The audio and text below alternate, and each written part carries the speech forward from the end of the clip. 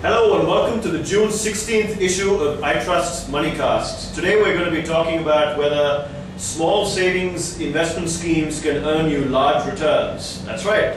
We're talking about PPF, KDP, NSC and all these other funny named acronyms. So, they've been in the press quite a lot in the past few days. On the one hand, these saving schemes are earning you higher returns than what bank deposits are, so they're very popular and obviously offer you security as well. And on the other hand, the government, as of this past week, has come out announcing that they are reconsidering and reviewing what interest rates and returns that these schemes are offering, and they might be actually reducing these returns. So what is it that you as an investor are supposed to do if you're invested in these small saving schemes or wishing to invest in these schemes? Listen on. First of all, let's answer for you, what are small saving schemes? They are government-administered interest rate structured schemes where you're assured of a certain return. Examples of these schemes are Public Provident Fund, Employee Provident Fund, National Savings Certificates, Kisan Vikas Patra, Post Office Time Deposits, Senior Citizen Schemes, and so on. Historically, about a decade ago, they were earning a return of about 12% or so. In the last few years, the returns have come down from 9% and they're currently at about 8%. And if the recent media reports are to be believed, rates might be reduced by another 0.5% or 0.75%. What are the advantages of investing in one of these small saving schemes? Well, the first and most important advantage is the security of your capital. There's literally no risk of default because these are assured by, and backed up by the security of the government of India. The second advantage is the predictability of returns. You know you're going to get a certain guaranteed return, again, because the government of India is offering that to you. Compare that to a mutual fund where you don't know what the returns would be, or the volatility of returns might be very high.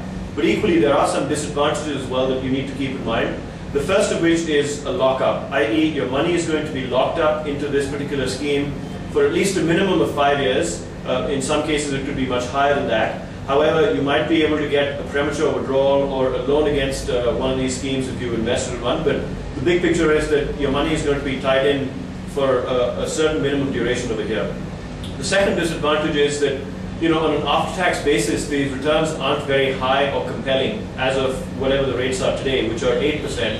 And if the rates come down further, these after-tax returns will suffer a lot more. So at 8%, assuming your tax rate is even 25% or so, you're going to be earning an after-tax return of 6% or so, which is not very high compared to mutual funds where, you won't be, equity mutual funds, in fact, you won't be paying any taxes on any kind of gain that you have. The third disadvantage is that, you're not going to be getting rich on this, partly because on an inflation-adjusted basis, you're losing purchasing power, which is that, if your after-tax returns are 6%, inflation's at 6%, your real return is 0, and you're not really increasing your wealth.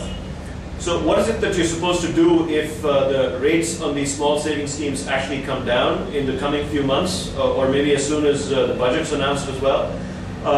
Well, what's going to happen is that the return that you're going to earn is going to be much lower, and on an after-tax basis, you're going to suffer a lot more, and the inflation argument that I was making a lot more hurts you. The second thing is that bank deposits will probably become more compelling for you. You won't switch your money out of bank deposits and put these into these saving schemes. And the third thing is that you might want to consider investing into some kind of equity mutual funds or balanced mutual funds, as long as you understand the risks associated with investing in mutual funds. So overall, we're a big fan of these small saving schemes. They allow small retail investors to get some kind of assured returns at even very small ticket sizes of investments. But we're worried that the returns might suffer even more if the government were to go ahead with its plans to reduce the interest rates on these, so you might want to consider some alternatives for you. So good luck with your small investings, and hopefully you'll still earn high returns whatever you do with your money. Thank you.